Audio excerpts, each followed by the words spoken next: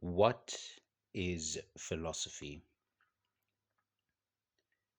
The term philosophy means love of wisdom.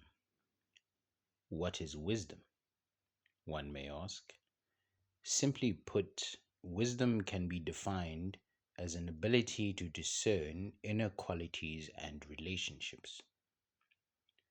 Essentially, philosophy is a love of discernment of inner qualities and relationships, a catch all term for the process a person takes when they want to understand fundamental truths about life, the world, ourselves, both as a species and as individuals, and the relationships that arise from these three aspects of existence.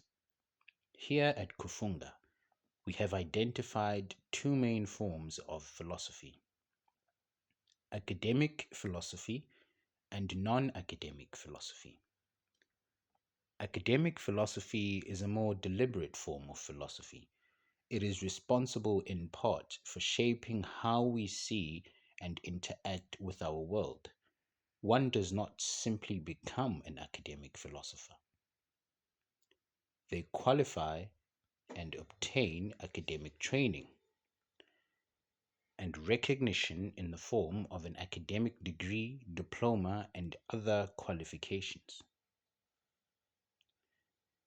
Non academic philosophy is all the other forms of philosophy. These forms are not recognized by professional institutes.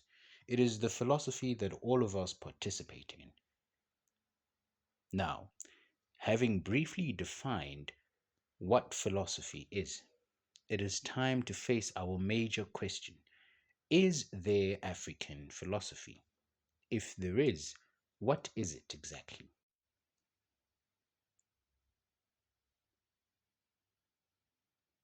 In attempting to answer this question, we will make use of a lot of different sources of information from all walks of life. First, we'll have a look at an anthology book written by Professor Samuel Oluwuchi Imbo titled An Introduction to African Philosophy.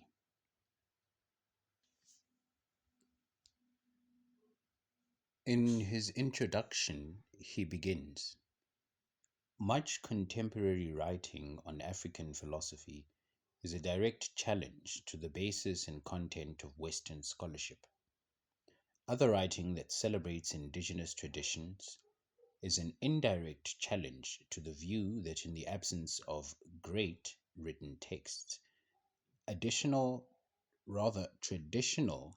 Africa could not claim to have had intellectual cultures. Indeed, the theme of whether philosophy can exist and thrive in the absence of written texts runs through many contemporary discussions in African philosophy.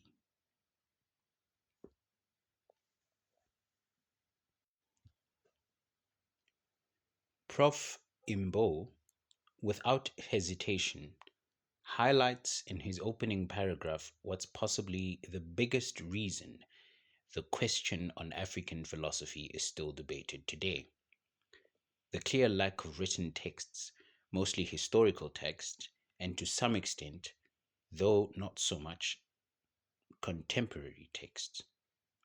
Thus, the question of an academic African philosophy immediately explodes into a complicated affair, an affair we must engage with, nonetheless, if we are to truly reach consensus. In the introduction, we are made aware of certain key questions. How do we define African philosophy? How do we distinguish African philosophy from Western philosophy? Is it oral or written? Is it accessible to non Africans? Or is it so unique that only Africans can understand it? From these questions came many attempts to define African philosophy. And from these attempts emerges two general trends. Trend one, an ethno-philosophy, a philosophy that takes a culture-specific view of philosophy and sees African philosophy as being embedded in proverbs, myths, folk tale, sculptures, and traditional cultures. The second trend is the universalist approach, which rejects culture specific approaches. Universalists mainly limit philosophy to philosophies that are written down and are clearly capable of developing a tradition of debate and sustained inquiry.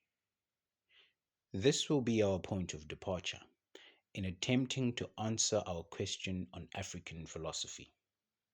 In closing, there are two answers, the simple one and the complicated one.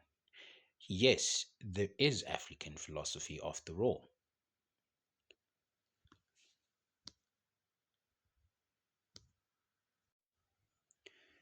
In closing, there are two answers, the simple one and the complicated one.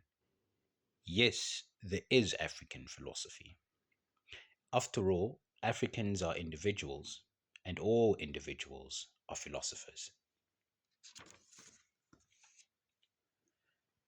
The second answer, there being an academic African philosophy, is a little bit more challenging to answer. Fret not.